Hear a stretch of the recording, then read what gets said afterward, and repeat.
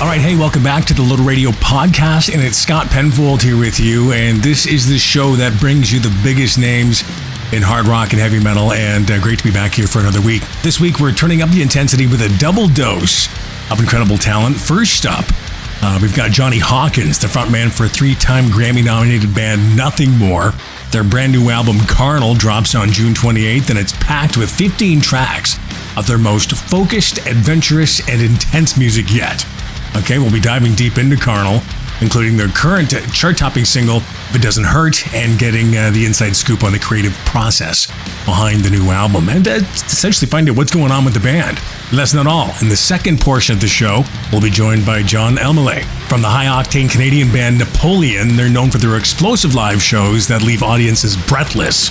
And NAPOLEON has brought their energy to festivals like North by Northeast and Canadian Music Week, and has shared the stage with bands like Escape the Fate and Single Mothers. So get ready for Jon to spill the secrets behind their electrifying performances and what fans can expect from their new EP. Okay, so before we get things going, though, don't forget to check out loadedradio.com for all your hard rock and metal news. That's updated constantly, like on a constant basis. You got the live 24-hour radio station streaming there for you, too. You can get that via the free Loaded Radio app as well. Get that wherever you get your apps, and as well, you can get past episodes of this very podcast on that very same app, too, and at loadedradio.com.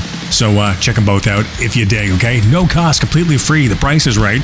Okay, let's get down to it, man. First off, he is the frontman for the band that is Nothing More. And they have the new album, Carnal, dropping on June 28th. And, man, we're talking 15 powerful tracks, some great guest appearances on this album as well. And, of course, I'm talking about Jonny Hawkins from Nothing More joining us here on the podcast. It's great to talk to you again. Jonny, how you been, man? How are things? Yeah, things have been really great. Just been back in Nashville since our last tour for a little over, I guess, like a week and a half now. Yeah. And just been working on home projects with my girlfriend and just enjoying being back. The last tour was amazing. So, a lot of good things. Yeah, I think the last time I spoke to you was like it was backstage in Toronto, and I think you guys were playing at Lee's Palace, and like this is like 10 years ago. I mean, it's been such an involvement for the band since then, man. I mean, Carnal, of course, the big thing right now. Let's dive into that, man. I mean, the title Carnal really suggests a focus on primal instincts and desires, that kind of a thing. Can you really elaborate on the concept of Carnal with the new album?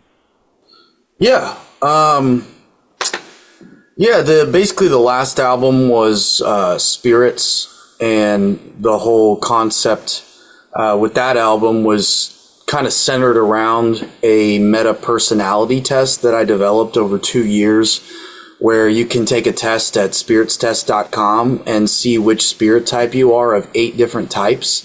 And it's a combination of all kinds of personality assessments that have come out over the years, like the Big 5 or the Myers-Briggs, and even things as out there as the Zodiac. I kind of combined all of them. And so we went with this kind of spirit ethereal theme, which is more centered around the mind.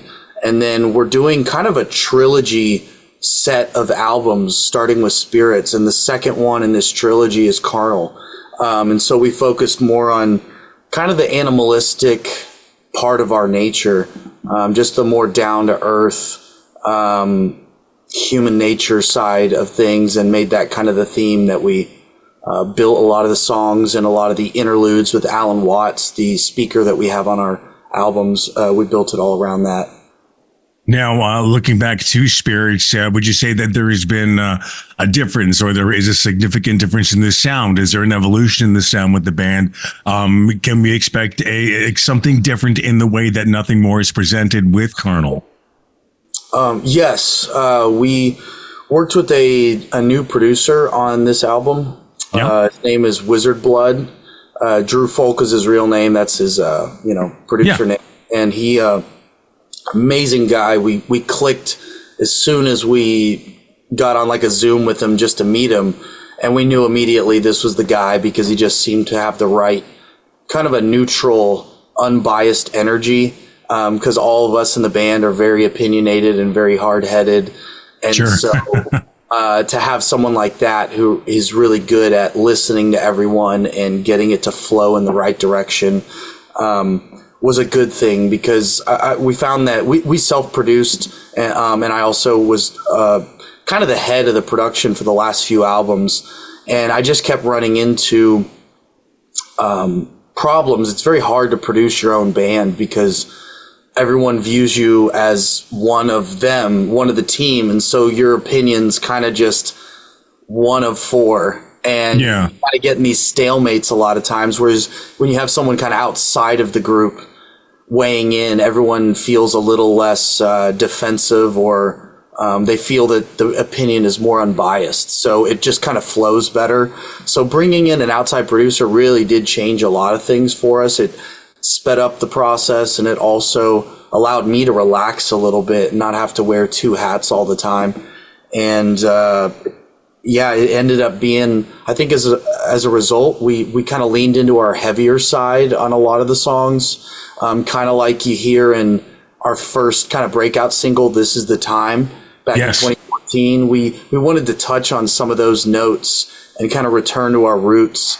And so we do that on this album. If you've heard House on Sand, that's a pull of where we took a lot of the songs on this album. But then we still have the big anthemic ones that will be coming out, like similar to songs like Go to War. We have one we're really excited about called Free Fall that we think is going to be a huge song. So yeah, a lot of variety in the album still, but heavier. Now, you did mention the song House on Sand. What can you tell me about that one, and particularly how it came along, its composition? What can you tell me about that one? So that was written mainly in this time period where I was starting over. Like, I was moving to Nashville, uprooting, from a 6-year relationship in a place I didn't want to be. And finally, moving to the place I'd been wanting to be for a long time, and really hitting the reset button in my life and reevaluating what was important to me and where I was going. And so from that kind of transition time period of about a year to almost 2 years, there was a lot of reflection. And you hear that in the lyrics, like Build My Life Again and building your house on sand. I think a lot of people out there could probably relate. You put all this energy and time and effort into the wrong thing or the wrong foundation, and then it just comes crumbling down later, and you're left there kind of picking up the pieces and reflecting and trying to build something better in the future. So that's where that song came out of, and we brought Eric from I Prevail in on that one. Yeah, to do the heavy vocals, and we played with them out in Switzerland with Disturbed. It was us and Disturbed and I Prevail, and we just had an amazing time and got to kind of just drink beers and hang out with both the bands backstage, which a lot of times is rare because we're either scooting off to the next city and we have different tour plans, or we're at a festival and everybody's going different directions. So it was just an amazing time together in Switzerland, and that led to Eric singing on House on Sand and David Draymond singing on Angel Song. Yeah, I was going to bring up Angel Song next with David. Where did that one really come about for you, and that one's creation? Yeah, that one was something that we went out to LA and we were just doing some writing, and we just started jamming on this kind of simple riff, and Mark started playing something with this tone, and I said, keep doing that. And as he was doing it, I just kept kind of hearing, I kept feeling like notes or kind of the spirit of songs like Immigrant Song, by Led Zeppelin. Yeah. I wanted to kind of tap into some of that energy and that feeling. And so we just kind of went down in that direction with it. And I'm trying to think, there was just a lot of things that happened along the way in that one day, but we wrote that song in 6 hours or something. That song was pretty much there. And I find that with a lot of songs that we're really excited about. Same thing happened with Go to War, where it was just, that Go to War was probably 30 minutes to an hour. The gist of that song was just written. It just flowed out.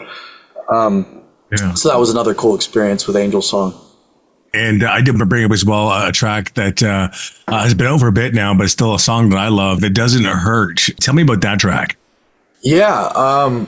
So that was the first song that was written before any of the songs on the album. So I actually flew out to LA and worked with Drew, who goes by Wizard Blood, and Zakk Cervini, who's also just a killer in the industry. He does work with, anyone from Bring Me the Horizon to Justin Bieber to Grimes to you name it. This guy's been on a lot of stuff, and he's just a brilliant, really cool, easy to get along with guy.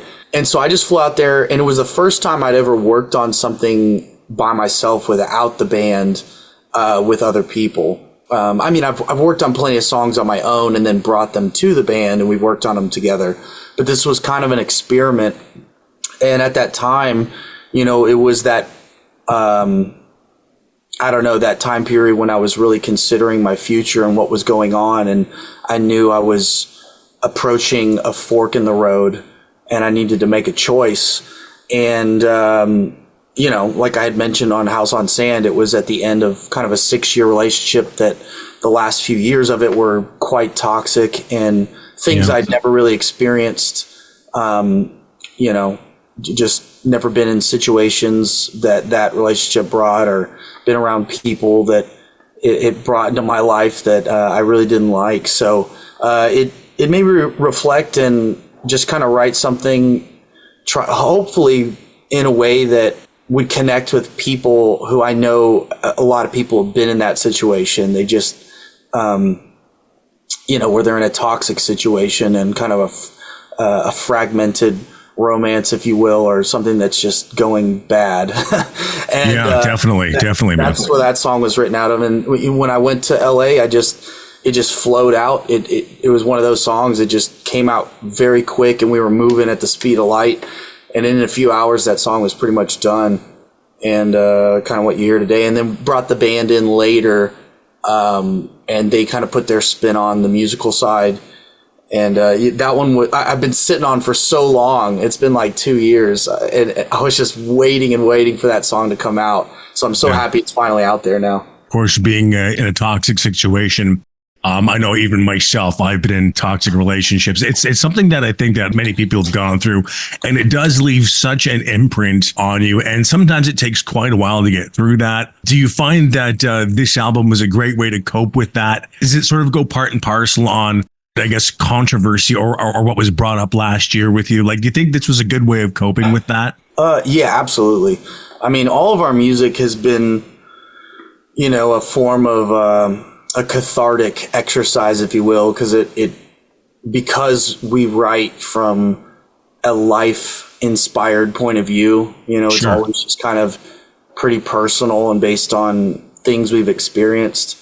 We find there's the most juice there to squeeze out because it's real, and it's stuff that we know about, intimately and deeply because we've been through it. So, so that process was like, it kind of forces you to, like, when you're putting something into words, it forces you to really reflect on things and try to piece it together and go, okay, how did I end up here? What choices did I make along the way that got me where I'm at? And that was kind of a big growing up moment for me as well, where I felt like very extreme in my life, in the sense that in certain parts of my life, I was extremely responsible and extremely clear and motivated and knew, and in the musical part of my life. I feel like that part of my life was just figured out since I was like in 7th grade. Sure. I just knew what I wanted. I knew. But this other parts of my life, I just had kind of put on the back burner and wasn't as clear or organized or responsible about. So it was kind of a moment to just get my life in order and figure out the parts of me that were leading me to that kind of a result. And so through that, lyrics would come and I'd piece them together and hopefully say some things that, many other people out there who've been in those situations could relate to and hold on to, and maybe help them through their own version of that. I mean, the band, you guys had to pull out of some tours. So, I mean, obviously you were greatly affected by this, and the fact that you were able to channel it into something like this, I think if you look at it from a certain point of view, could also seem to be a positive. Yeah. I mean, it really, it's weird, but I feel like every experience I've had in my life, this one being probably one of the absolute craziest I've ever been through, it's always gotten way worse before it got way better. I don't know why that is or what principle of the universe that is, but it's always the way. It just seems to happen that way. And so, I mean, as bad as it was and as bad as it got, in the back of my mind, I was there was that self-talk where you're talking to yourself and you're trying to decide what you think about any situation, because you can get really bitter and really resentful quickly if you don't guide that self-talk. And so I think in the back of my mind, I was telling myself, whatever this is setting me up for something greater if I go through this process properly. And so that was kind of the mindset at the time. And now it seems like things are blooming in ways that were,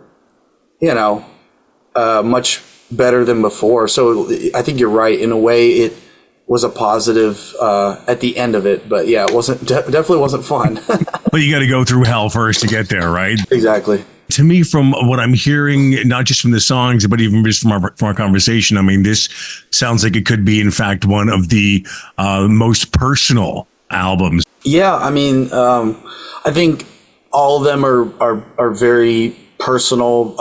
This one, I think is no exception. I think that it's definitely an album that, I don't know, just came out of a lot of chaos. And so it's, unfortunately, sometimes that makes great art. So yeah, I think it's a good thing for everyone else. Yeah, it really does, dude. It really does, man. Now, obviously, you guys are hitting the road. A big, massive tour announced for this as well. Are you hyped? Are you looking forward to this, man, to get back out there and just go nuts? Or how you feeling? Oh, yeah. I'm, I don't know. I'm ready for, what's the word?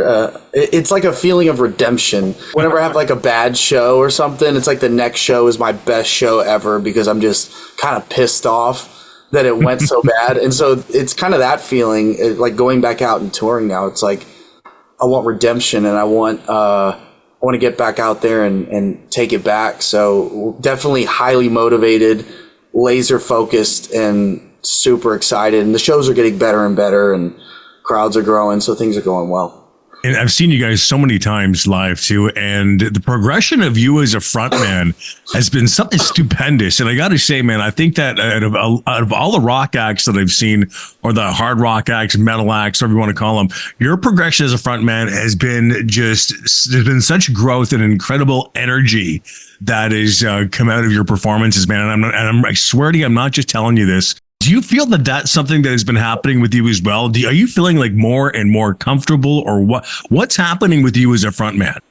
Thank you for that. Appreciate it. Definitely a lot of hard work has gone into it over the years. But yeah, I mean, I think, ever since being on the drums and transitioning to vocals, like the first few years were the hardest because and I hope this answers your question, but basically, it was just kind of a mind.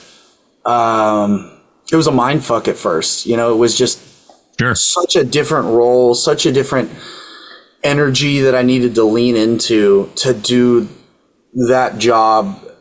It was such a different form to take than it would be. So, and my interaction with the audience was so different. So, I've really just kind of tried to pick up on what other singers do well, with the bands that we tour with, and kind of observe and absorb and learn, and also put my own spin on it, because I guess being a drummer gives me a different perspective approaching a lead vocal role. So yeah, I don't know. I don't know if that answers your question. Sorry. Sure, dude. I mean, do you miss hiding behind that drum kit? Sometimes do you miss just being a drummer?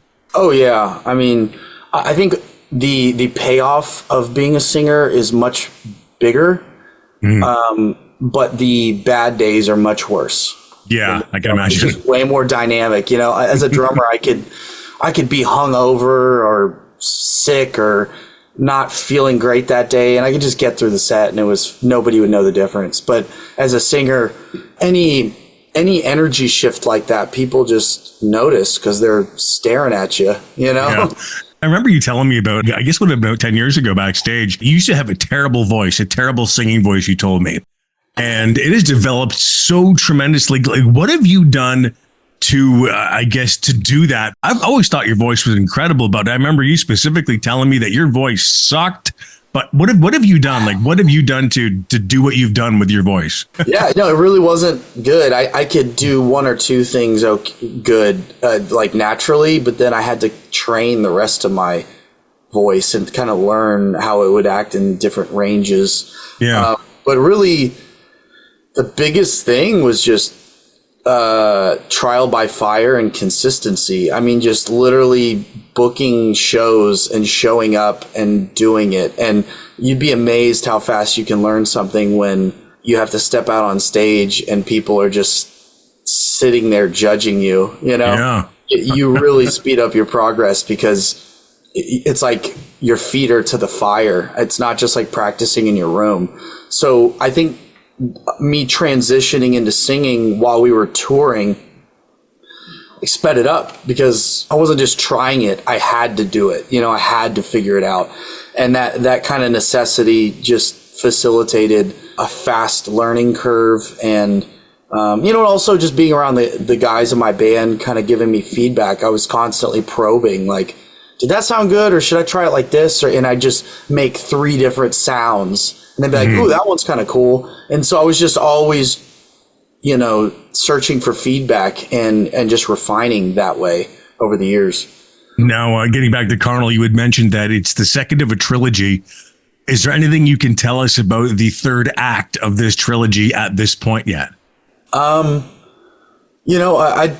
can't tell too much because it's usually during the process of creating it that it really comes to life. It'll probably be some kind of human-centered concept since we focused on the spirit nature and then the carnal, kind of more animalistic nature. Yeah. We'd focus a little bit more on the middle ground and kind of the overlap of the two. That's really all I could say at this point.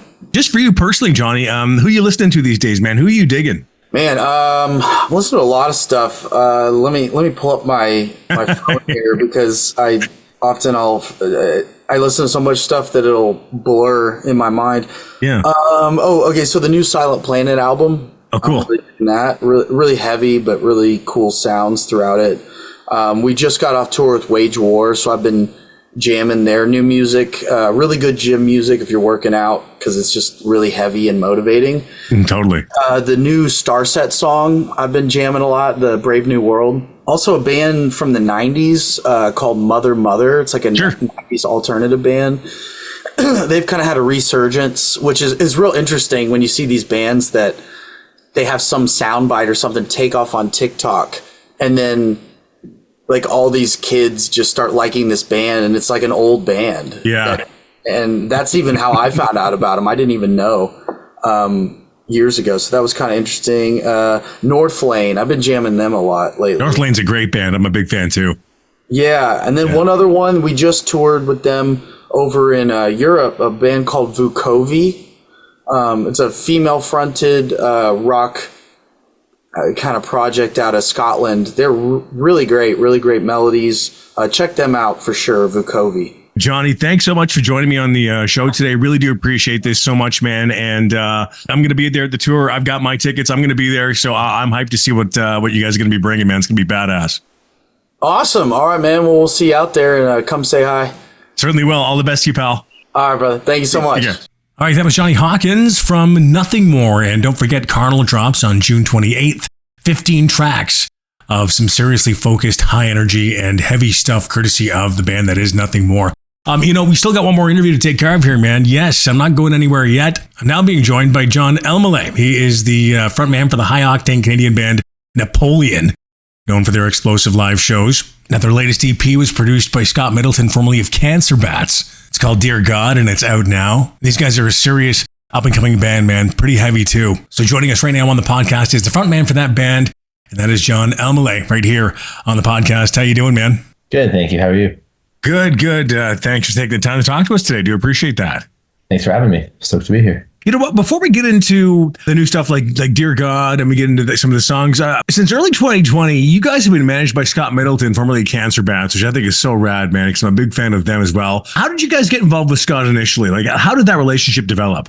So it started back in 2019. He took a bit of time off Cancer Bats while he was still in the band. He was having his first baby. We saw an ad being shared in like Ontario band groups that he was gonna start. He was trying to take on more like production projects or whatever. Yeah. So we reached out to him about doing a song for us, and we ended up doing 2 songs in that session. After when like the first one was finished and we were putting it out, I gave him a call and said, hey, we want to try and get this out and really push it as far as we can. We really like this song. We're really happy with the final product. We know you obviously have been around. You obviously have a lot of connections. Is there any way you can help us, do this? Because we were, 18 and had no idea what we were doing. Right, sure. And he said, yeah, we'll pay you for your time, obviously. Mm-hmm. And he said, well, we could do that, but that's not really going to be productive in the long run for a handful of reasons. But he said, I really like your band. I think you guys have like your heads in the right place. Obviously, there's a lot of things that need to be changed, but it's not an overnight fix. This is a long-term goal we have to work towards. Mm-hmm. So he said, let me sleep on it. And then he called me back a week later or whatever. And he said, I think I want to try giving it a go managing you guys. And we were like, oh, okay, that could be interesting. So that must have been like a big deal. Like that, like, wow, really? Yeah, it was interesting because he'd never done anything like that before. Yeah, right. It was kind of a learning experience for all of us. Mm. And it's paid off like really well. I think we've managed to develop a really like unique relationship with him where we're really able to like trust him and know that he's always thinking about like the other side of things, which maybe like the 4 of us are not, especially me as like the main songwriter. Sometimes it's hard for me when I'm writing songs to like really think about the bigger picture. It's like, okay, I want to write a song that's, I enjoy and whatever. And I like such a wide variety of music, right? So I write some of the songs I write sound like really do not work with Napoleon and things. And sometimes I'll bring them to him and he'll say things like, this doesn't really fit like where your band is right now. You need to sort of, like buckle down and do what you got to do. And having someone that you trust on your side to help you make those decisions is really valuable. Yeah, and I mean, being that Scott coming from a band like Cancer Bats, which they're a metal band, dude. They're a full-on metal. Yeah. You guys are, I'd say, like post-hardcore kind of. I hate really using labels, dude. First off, but if I'm trying to like sort of make sense of it, there, do you find that working with Scott has changed the sound of your band? Yes and no. Yes and no. Yes. It's the sound of our band has changed. But no, it wasn't really a Scott thing. That was more of a me thing. And there have been many points where him and I have had a lot of discussions about what Napoleon should sound like and what Napoleon should be. And I was always the one who was pushing actually to go in the heavier direction, not him. Yeah, it was always me. And he was always, I want to try and stay more of a rock band and try and be like a hard rock. I was like, no, I want to be more post-hardcore, metalcore kind of thing. Yeah. We ended up finding our little sound, which I think ultimately we both agree is what was best. And we're really, really happy about that. But with that being said, without him, our band would still sound very different. I would have definitely taken this in a much more like, I'd say more metal and definitely more unfocused direction. A more brutal direction. Yeah, every song would be like completely different. Right. It would be whack. Let's talk about the new EP, Dear God. That's going to be dropping very soon. Tell me about the creation of this latest project. Yeah, it was. We did it last winter. Okay. It was kind of a long journey for us because there was a lot of like personal things going on in all of our lives. We had some member changes like right before we started. And right when it started, there was a point where only me and our drummer were the only 2 members in the band. Oh, wow. and we kind of had to deal with that. And then once we ended up finding our new bassist and new guitarist, Camilo and Tommy, respectively, we wanted them to be involved. So I don't remember it off the top of my head, but I know Camilo plays on most of the songs. Yeah. And I know Tommy played on Help Me.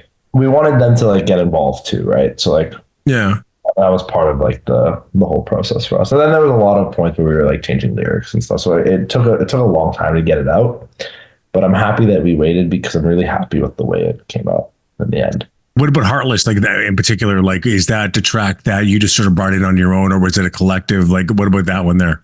So the way we work in general is I write the songs at home, I demo them out, and I send them to the guys. We get together, we jam them as I demo, like the way that I demoed it. Yeah. And from there, we will start kind of like making our own little alterations, and we'll talk about like the four of us and see like if there's different parts we want to change. You know, each individual member will change like their respective parts to be like more their style as opposed to just my style. And a lot of times I don't even record bass when I do it, for example. Right. And then eventually we'll get in a room with Scott and everything, and we'll start like doing pre-production of the songs where we'll just play it over and over again and make these like little changes, try different things. Like I'm talking like very minor things, like transitions between like verses and choruses, those things where we really try to like iron out those like smaller details. Mm-hmm. And then we record. Heartless was no different than that. All four of these songs were just like that. Now, what influences you as a songwriter personally? I mean, I know like that. I mean, it's such a broad question. There have been so many, it could be so many answers. I mean, like life influences you obviously, but what are particular things that really hit a nerve that cause you to sit down and think, I need to create something about this? Are you talking lyrically or musically? I'm talking both, man.